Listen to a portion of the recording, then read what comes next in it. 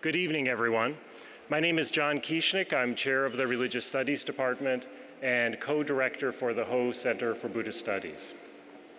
I'd like to begin by thanking the co-sponsors for this evening's event, the Department of Music, the Office for Religious Life, the Center for South Asia, the Center for East Asian Studies, and the Department of East Asian Languages and Cultures.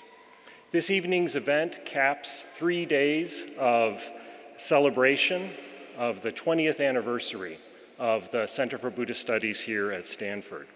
And these events have included a wonderful Shomyo performance in this hall yesterday, a 2-day conference on Buddhist aesthetics that included panels on illustrated manuscripts, music, monastic robes, sculpture, and painting, and included as well an exhibition on Buddhist manuscripts put together by my colleagues Paul Harrison and Michaela Ross that is still on view in the Cantor Museum here at Stanford, if you haven't seen it already. I also want to take this opportunity to thank the patrons of our center, including especially the Robert H. N. Ho Family Foundation, the Shin Yo-en Foundation, the Chow family, and many others. Their donations have made possible 20 years of undergraduate curriculum development, fellowships for graduate students, lecture series by distinguished practitioners, workshops, seminars, conferences, musical performances, and any number of activities. Without their support, Buddhist studies at Stanford would be a pale reflection of what it is today, if it existed at all. Finally, and very briefly, I want to thank the woman you've all come to see for agreeing to join us in celebration of our 20th anniversary. Ani Choying Drolma is perhaps the world's most prominent performer of Buddhist music. And after the 2 days of our conference on Buddhist aesthetics, I'm tempted to spend the next 40 minutes delivering a lecture on the basic principles of Buddhist aesthetics. But I'm going to resist that temptation and allow her music to speak for itself. But at the same time, I think it's important to recognize that Anila's musical talent is matched by her generosity and her organizational acumen. Through her foundation, she leads a whole range of charitable activities, particularly in support of the education of girls and young women in Nepal, a topic that she speaks about with infectious enthusiasm. Anila is a person who exudes empathy and tolerance, but I am a curmudgeonly and bitter college professor who is deeply irritated by performances that are interrupted by cell phones. So I'll ask you to please check and make sure that your cell phones are off at this time. Also, we ask that you don't record this evening's events or take pictures during the performance. We have a photographer who will be taking photographs for us. The whole performance will be videotaped, and all of this will be available for you to download and see on our website. So for once, you can completely forget about your phone and enjoy the performance.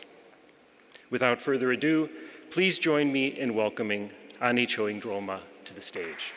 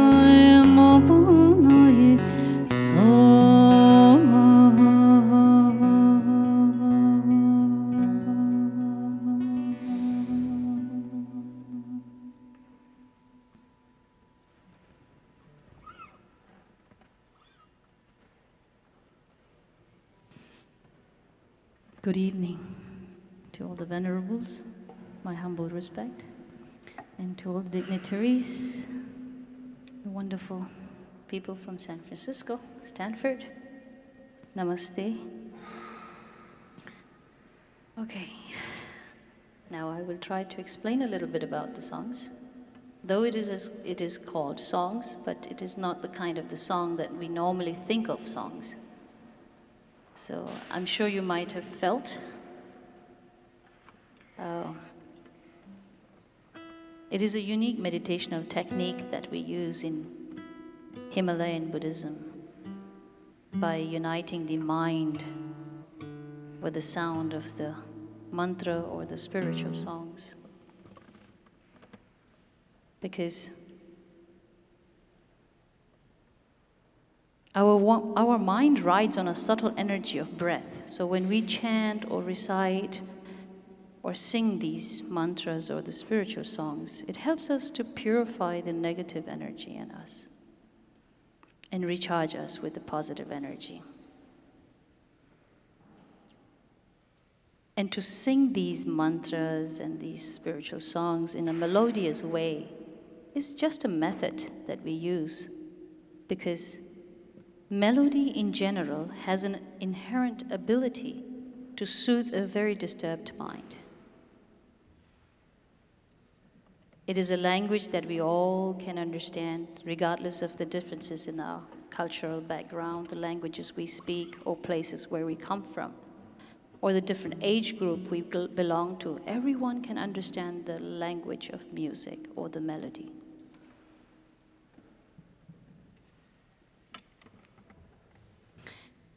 Melody has the power to please the ear of divine, humans, animals, as well as, I heard these days, scientifically very much proven that even the plants, they grow more beautifully when they get to listen to music.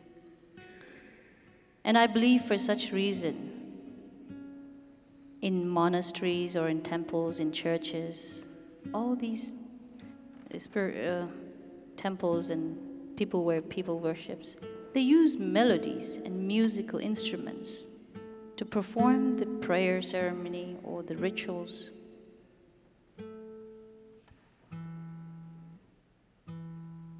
And the songs, some of them that I sang just earlier, the melodies are not composed by ordinary people like us. They were all composed by the great masters from the past throughout their meditational experiences. The only difference that I have done in it, the way I present it, along with the guitars and flute. As it says nowadays, it's all about how you package it. So I try to be a little bit skillful in packaging it and presenting it. The purpose is absolutely the same, which I sincerely try to be as purely as it should be done. I'm so blessed and so fortunate that I got to learn these melodies from my late teacher, who was one of the very highly regarded Tibetan Buddhist master from Tibet, His Eminence Tulku Urgyen Rinpoche. And then at times I try to sing some modern compositions as well, but of course all spiritual songs, no tragic love songs. Because I believe that there are millions of great singers out there who can do better justice to those songs than me. And the most beautiful modern spiritual songs that I've been singing, which people have been enjoying for so long, is composed by this gentleman next to me, New Bajracharya, who is one of the most celebrated composers we have. And such an honor and fortunate, of me to have him travel along with me, with these wonderful musicians. This is Gopal Rasaili. He's one of the most celebrated guitarists we have, and the flautist, Raman Maharjan.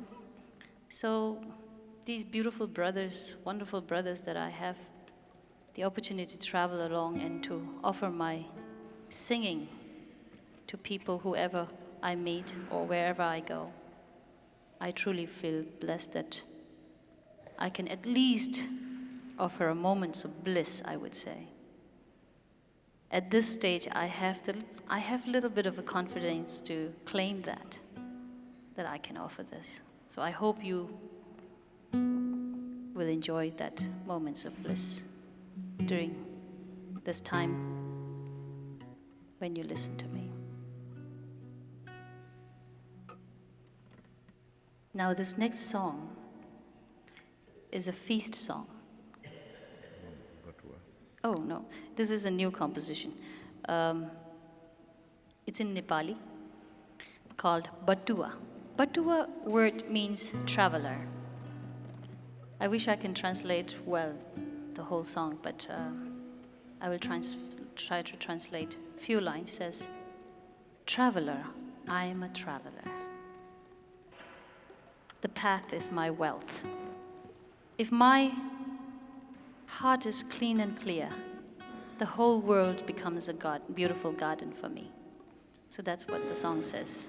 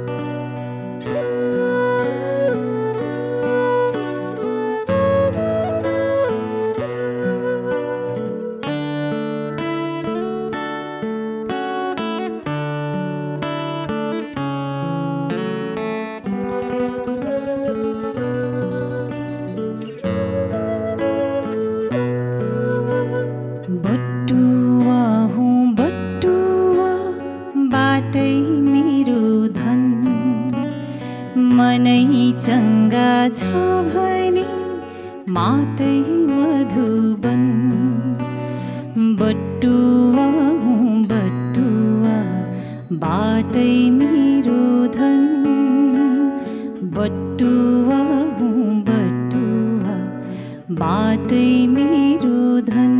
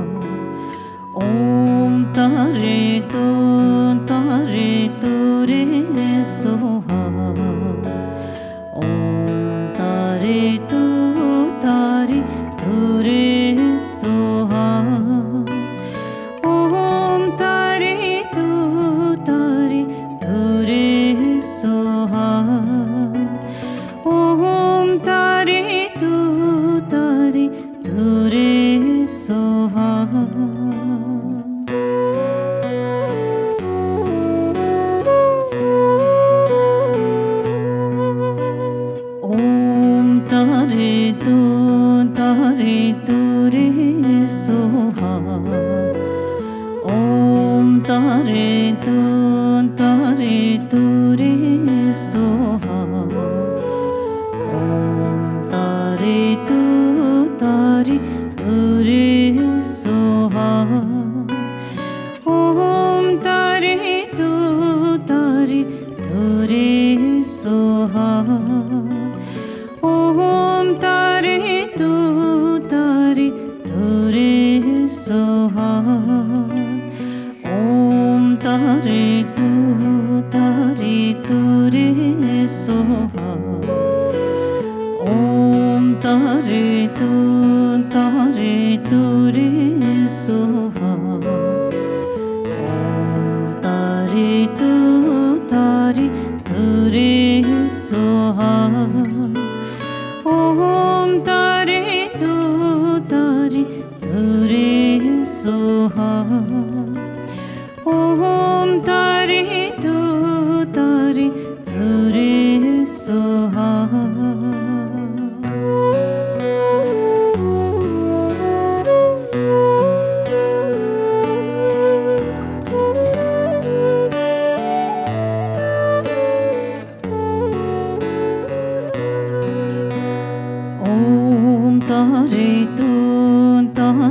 tu re soha. Om tare tu re soha. Om tare tu re soha. Om tare tu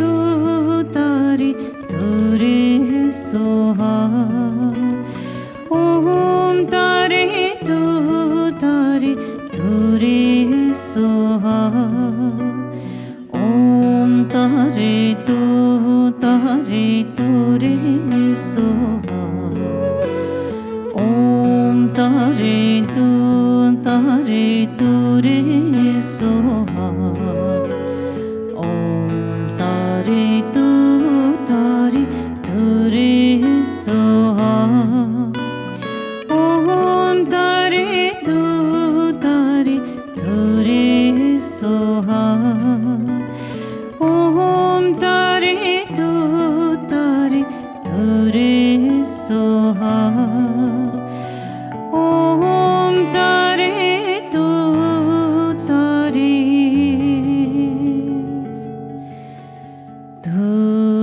re soha.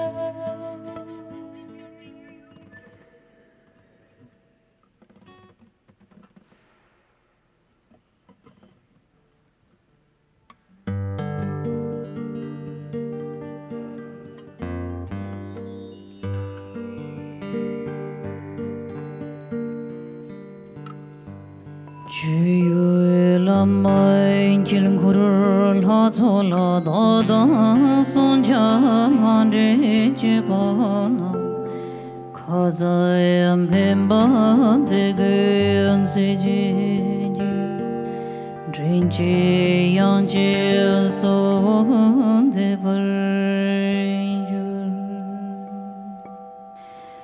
나무의 구루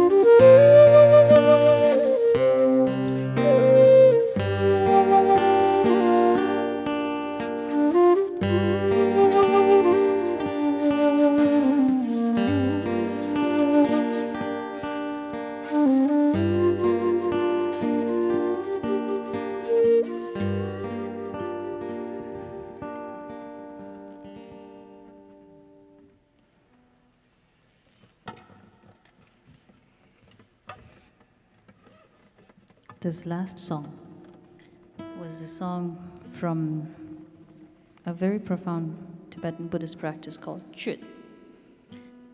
It was founded by a Tibetan woman from the 11th century known as Majik Labdrön.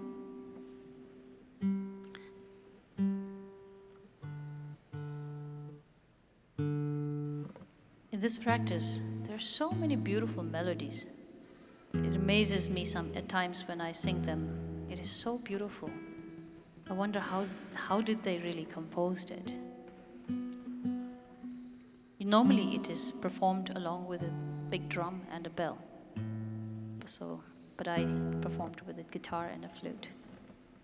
I hope you enjoyed it. It was a supplication prayers to all the lineage masters.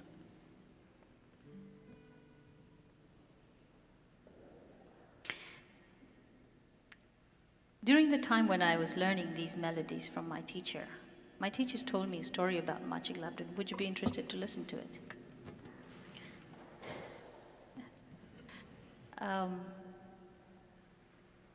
She was a great teacher with a very skillful way of teaching. So she had many, many disciples. Among her many disciples, her son was also her disciples. So one day she decided to teach one of her sons. And to do that, she went to look out for a corpse, a dead human body.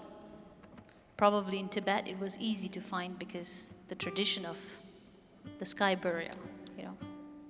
So she found one and she put it in a sack, brought it home, you know, tied, closed.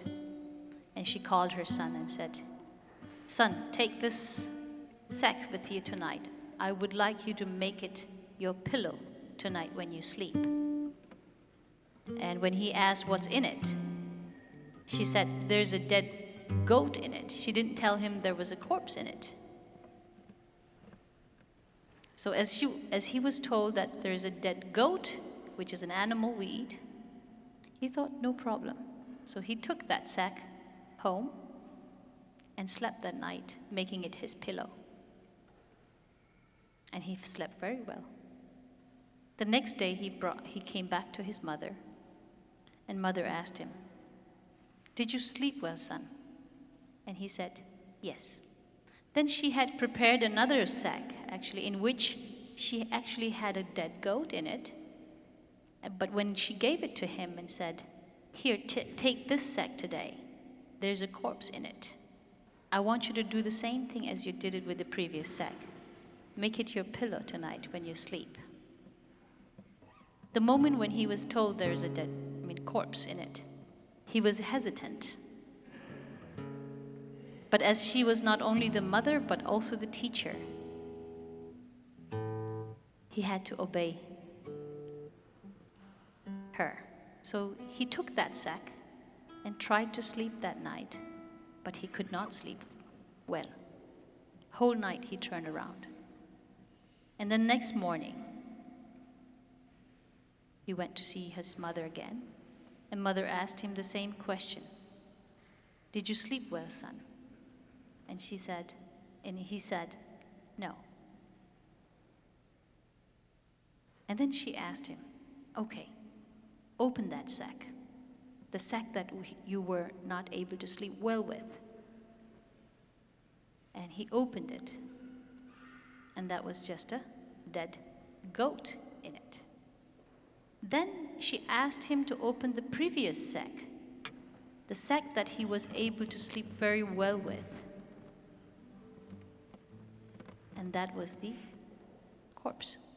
You call it corpse or corp? Corpse. Did you get it? And this reminds me of an experience almost more than 10 years ago. Back once I was in Washington, D.C., and I was performing, and then I shared the same story to the audience, and I asked, "Did you get it?" And one of the audience stood up and said, "I got it." And very excitingly, he said, "I got it."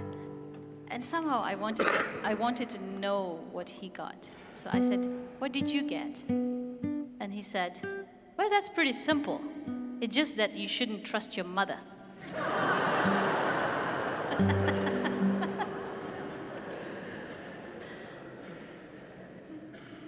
So again, another perception. Otherwise, it is pretty simple, as every great teacher has always made very clear point of their teaching. It's all in the mind. It's not the object. So that was the story. I hope you enjoyed it. This next song is again in a Nepali song. It's always a question that comes in my mind. At times, things doesn't make sense, but yet it still takes place, especially in the form of one human harming the other human. Why? And this song asks this question. It says, we share the same sky. We share the same earth. We share the same sun. We share the same moon. We breathe the same air. We drink the same water. Yet, why still human hurts human? This is the question. And it's composed by New Vajrasattvaji.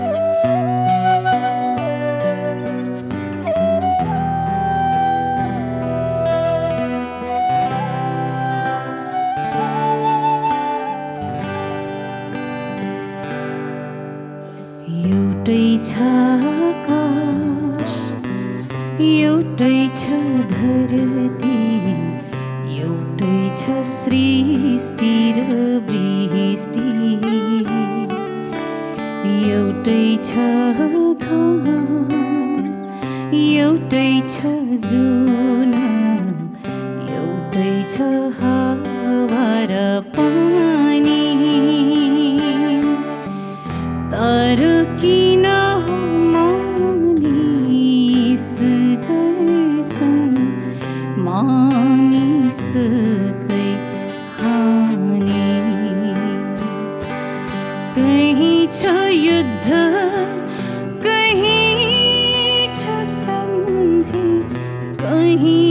पीड़ित बंदी कोई तैयार मरना कोई तैयार मारना विडंबना युमानी सको कस्तु करुण कहानी तरकी न हो मानिस गर्छन् मानिस कै हानि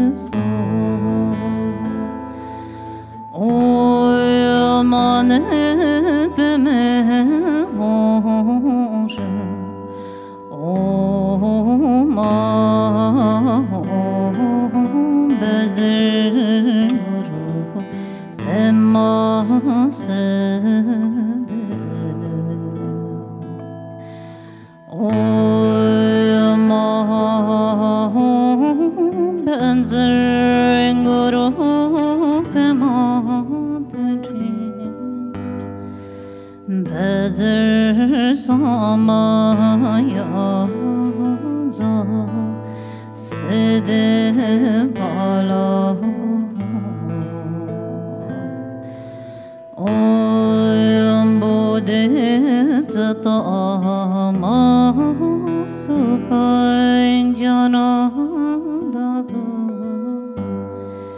옴 롤로 롤로 옴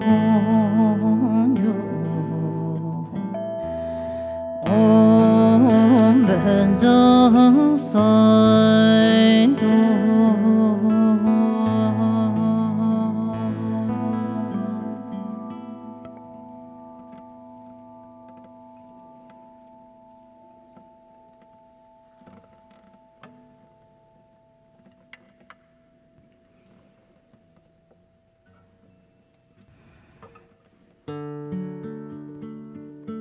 Now, this next song is again in Nepali.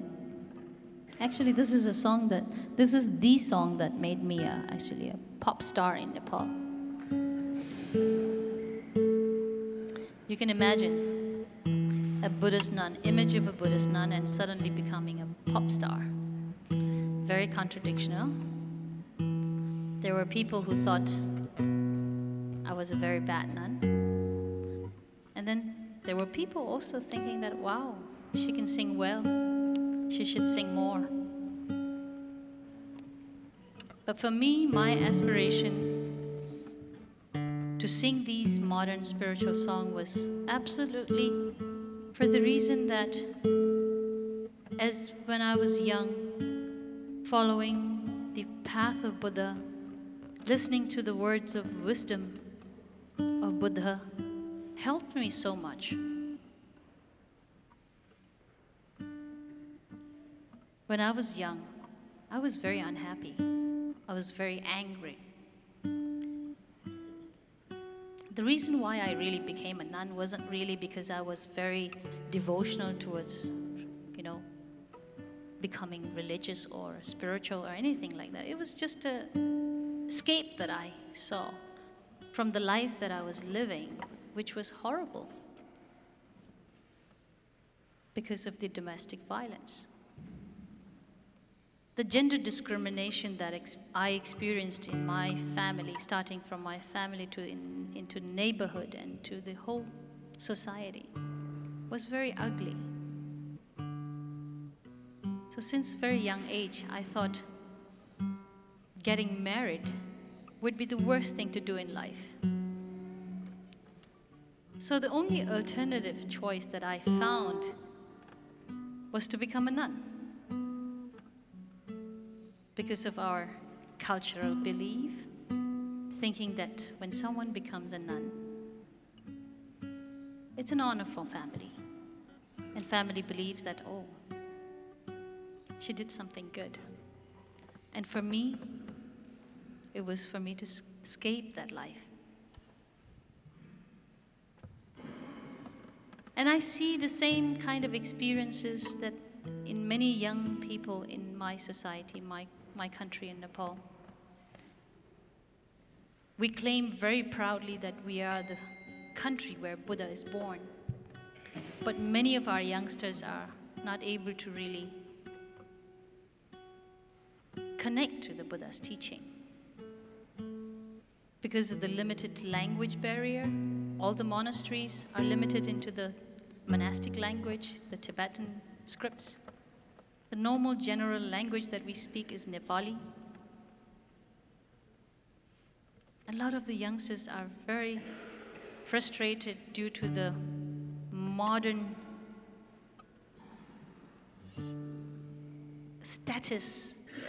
standard of their status of life, by what kind of educational degrees, academic degrees that they hold, or what kind of gadgets, modern gadgets that they carry, or what kind of big house or family they belong to. And not everyone has that luxury. So a lot of the youngsters watching television and many other things, they think that that's where I should get. And there's a lot of pressure on that. So I thought maybe if I can share some of these words of wisdom from Buddha, maybe I will be able to contribute a little bit into the well-being. If I tell them, please come and listen to our teacher's teaching, and they would think they're too young to go for that. So the best way was to share music, share these words of wisdom through music, and that's what I did. And very fortunately, I have been able to, up to a certain point, I think I have been able to make an impact in many youngsters' life by singing this particular song, which is conceptually, it is absolutely from Buddha's teaching, from Dhammapada, but beautifully written by one of our most beloved lyricists we have in Nepal, called Durgalal Srestha. It says, "In the eyes of a flower, the world appears as flower. In the eyes of a thorn, the world appears as thorn. Reflection takes place according to the shape of the object." So what it is trying to say is how everything depends on how we learn to perceive things in our life. Positively perceived, positive effect. Negatively perceived, negative effect. And according to our understanding capacity, the judgment takes place. The most beautiful part of the song says, "May my heart always be pure. May my words always be words of wisdom. May the sole of my feet never kill an insect. In a beautiful eyes, the world always appears as beautiful. May I listen to the music, may I see the brightness of moon in the darkness of night. May I listen to the music of life, even in the driest leaves. In a pure heart, the world always appears as pure." This song starts with the line that says, "Discrimination is bad. I will renounce it by all means. But to the discriminator, I will treat with love." This is the song that is enjoyed by from very small children to very grown-up people. I hope you will enjoy it too. But this song I would like to start by him.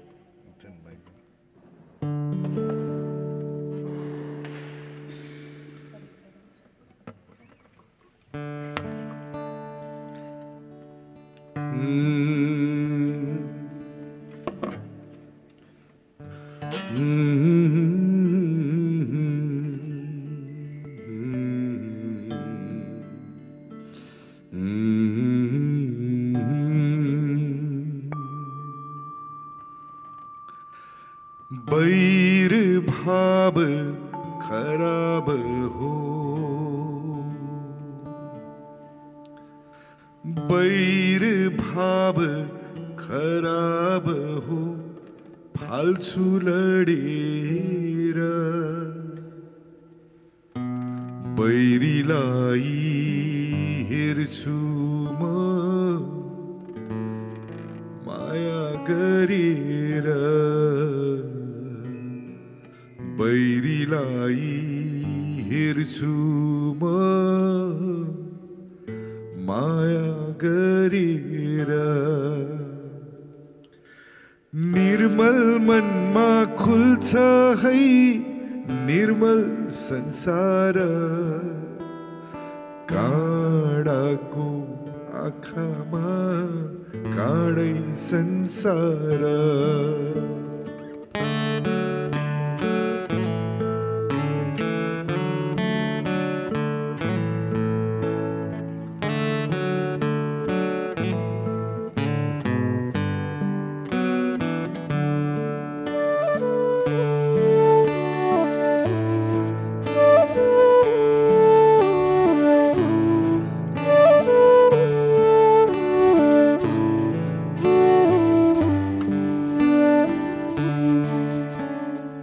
फुलको आँखामा फुलै संसार, काँडाको आँखामा काँडै संसार। फुलको आँखामा फुलै संसार, काँडाको आँखामा काँडै संसार।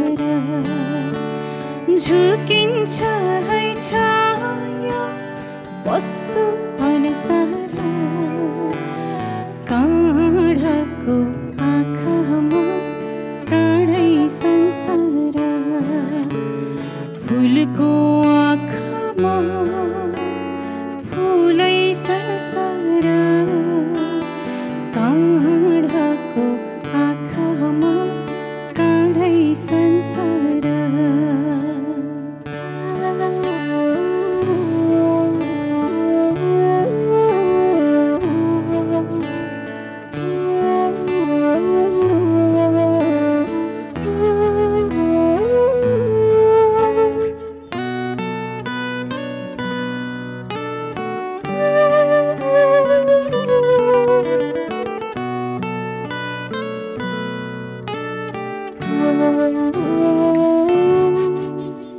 चित्त शुद्ध होस् मेरो, बोली बुद्ध होस् मेरो, पैतालाले किरै नमरोस्। चित्त शुद्ध होस् मेरो, बोली बुद्ध होस् मेरो, पैतालाले किरै नमरोस्। राम्रो आँखामा खुल्छ हाम्रै संसार, काँडाको आँखामा काँडै संसार। फुलको आँखामा फुलै संसार, काँडाको आँखामा काँडै संसार।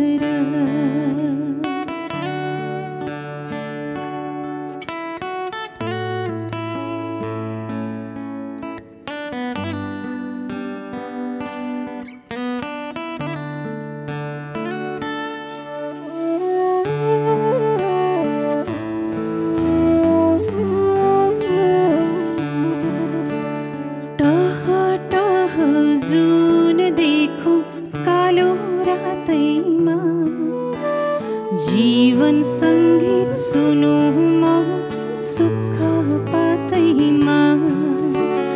टह टह जुन देखौँ कालो रातैमा, जीवन सङ्गीत सुनौँ म सुख पातैमा।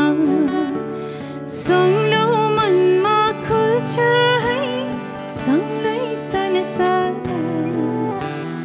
काँडाको आँखामा काँडै संसार। फुलको आँखामा फुलै संसार, काँडाको आँखामा काँडै संसार। फुलको आँखामा फुलै संसार, काँडाको आँखामा काँडै संसार। झुकिन्छ है छाया वस्तु अनुसार, काँडाको आँखामा काँडै संसार, काँडाको आँखामा काँडै संसार।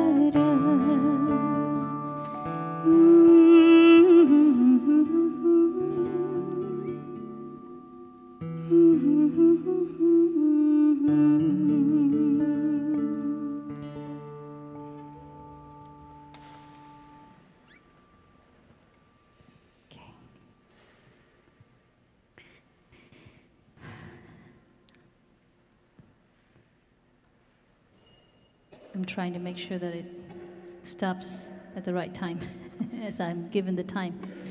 In the Western world, time is very limited. So, but the place where we come from, Nepal, we're too relaxed. And often we are actually end up becoming very lazy too, because of the too relaxed attitude. But since we are in America, we've been trying very hard to be punctual.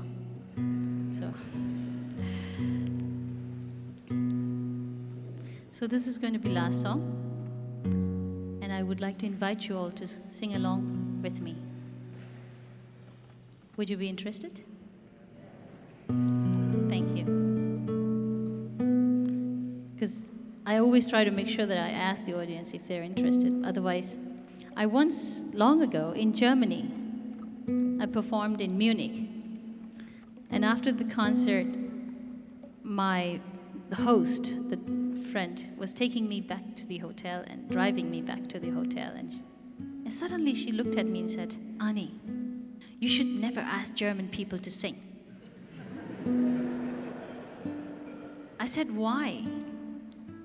And then she said, "Because they don't like to sing." I said, "That's not true. They all sang very beautifully."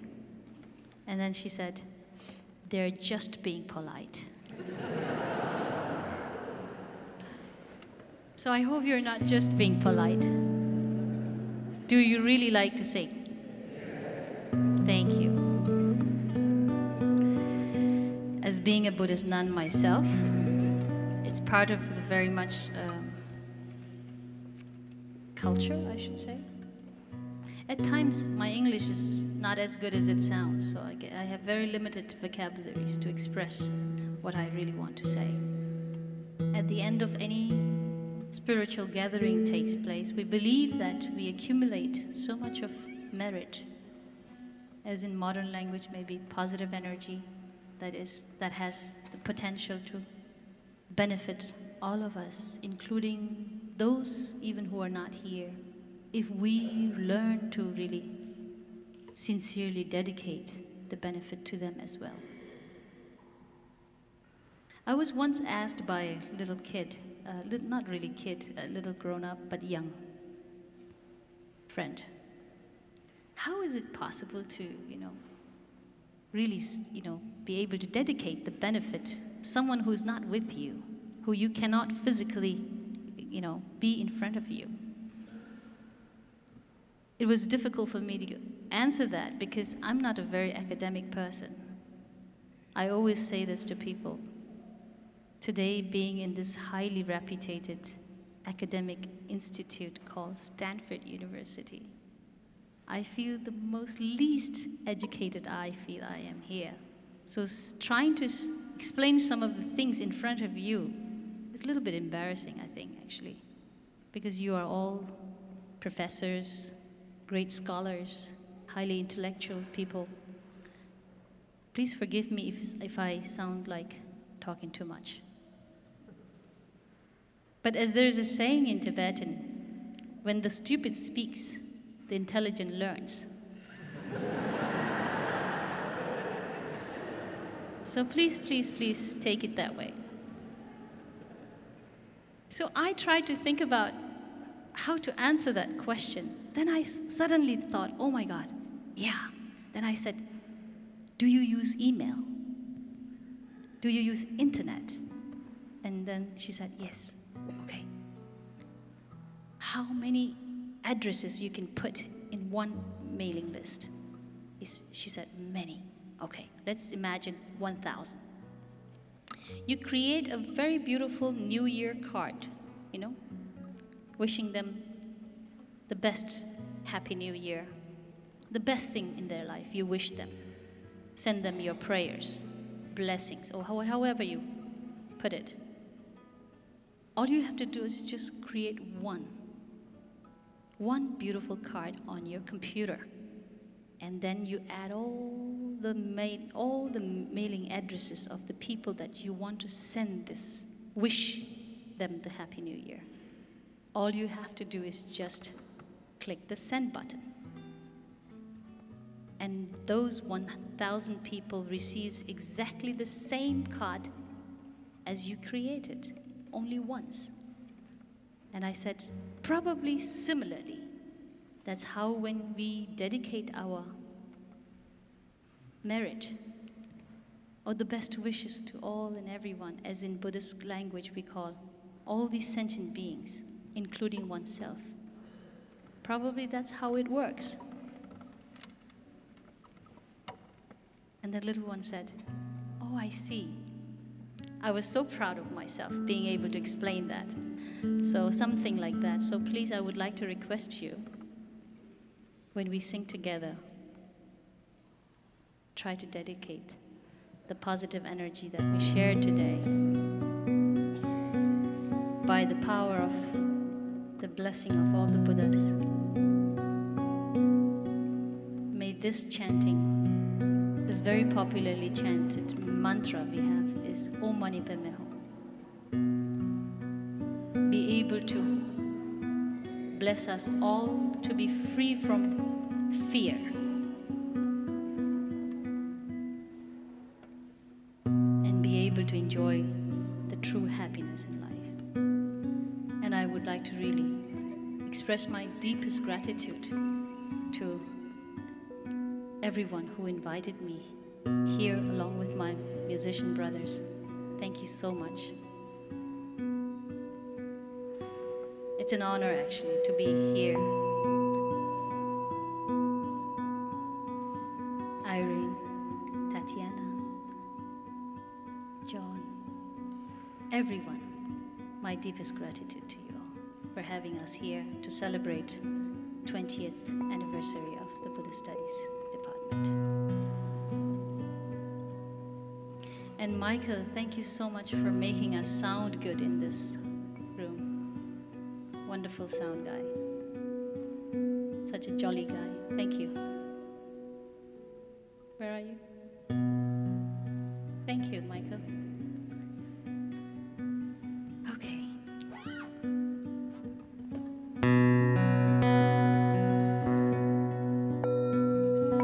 I will sing several times myself and I will invite you to join me. So please don't hesitate to sing, because I believe everyone can sing.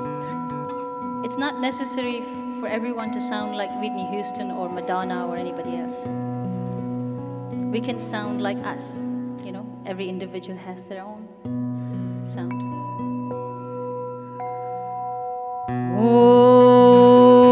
Om Mani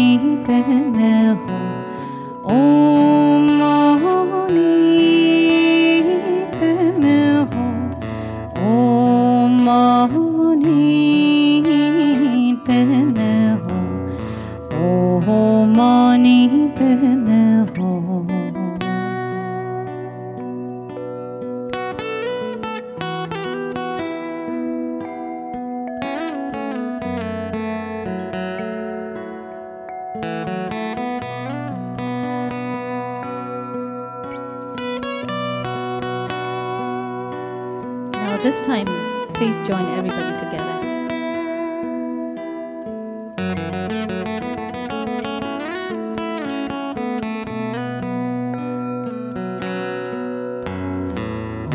Oh, mani pe मैं हूँ, oh, mani पे मैं हूँ, oh, mani पे मैं हूँ, oh, mani पे मैं हूँ, oh, mani पे मैं हूँ, oh, mani पे मैं हूँ, oh, mani पे मैं हूँ, oh, mani पे मैं हूँ, oh, mani पे मैं हूँ, oh,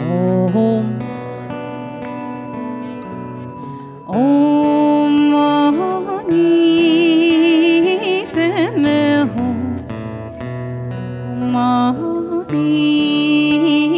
पे मैं हूँ, oh, mani पे मैं हूँ. A little bit more energy.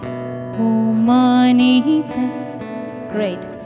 oh, mani pe मैं हूँ, oh, mani पे मैं हूँ, oh, mani पे मैं हूँ, oh, mani पे मैं हूँ, oh, mani पे मैं हूँ, oh, mani पे मैं हूँ, oh, mani पे मैं हूँ, oh, mani पे मैं हूँ, oh, mani पे मैं हूँ, oh, mani पे मैं हूँ, oh,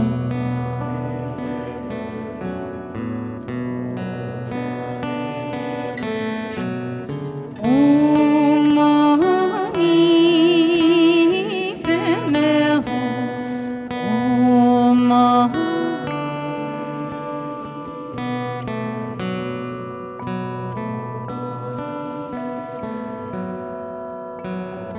mani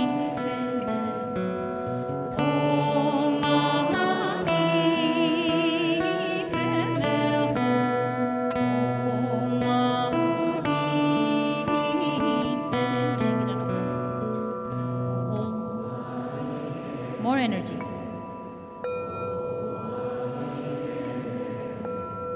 Oh, mani pe मैं हूँ, oh, mani पे मैं हूँ, oh, mani पे मैं हूँ, oh, mani पे मैं हूँ, oh, mani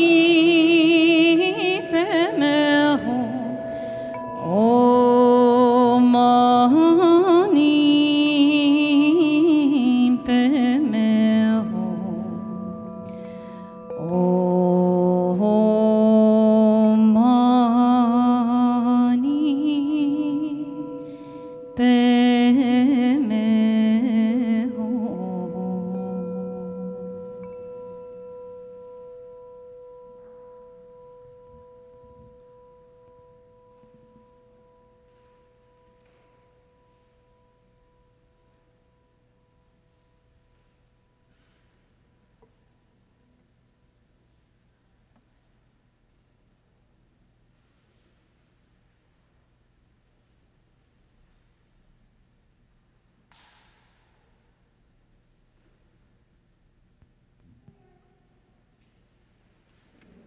Thank you. Thank you, everyone.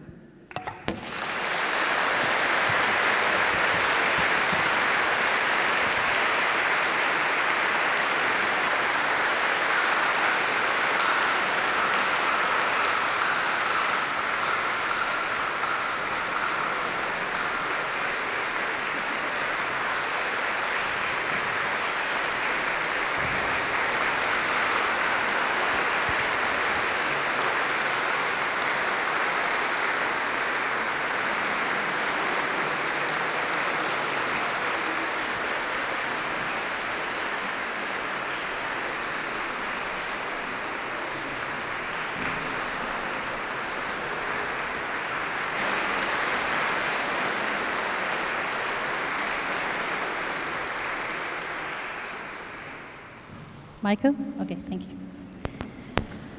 All right. One of my most favorite mantra is Ganesh Stuti. Ganesha is a deity from the Hindu tradition, as well as in Buddhist, Himalayan Buddhism. Also, we worship him as one of the deities. So I don't know why, but I really like him very much. He has an elephant head, very cute. And we believe that he brings lots of auspiciousness in life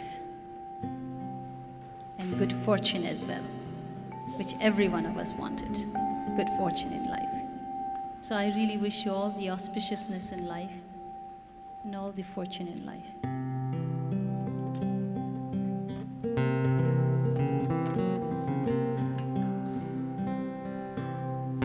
Vakratunda Mahakaya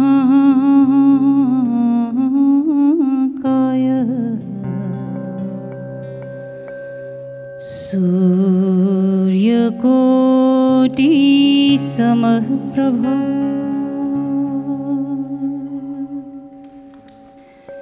Nirvignam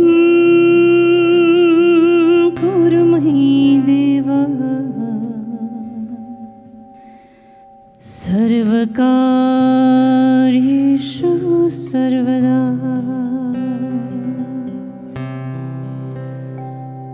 Om Namo Shri Gajanana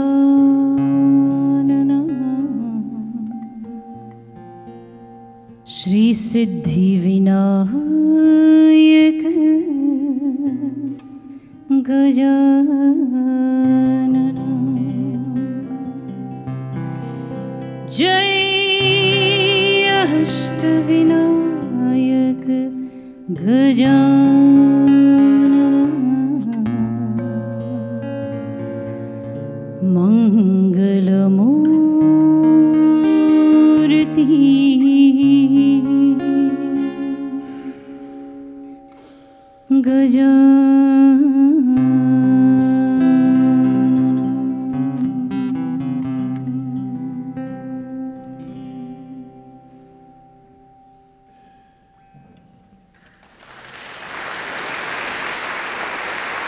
Thank you.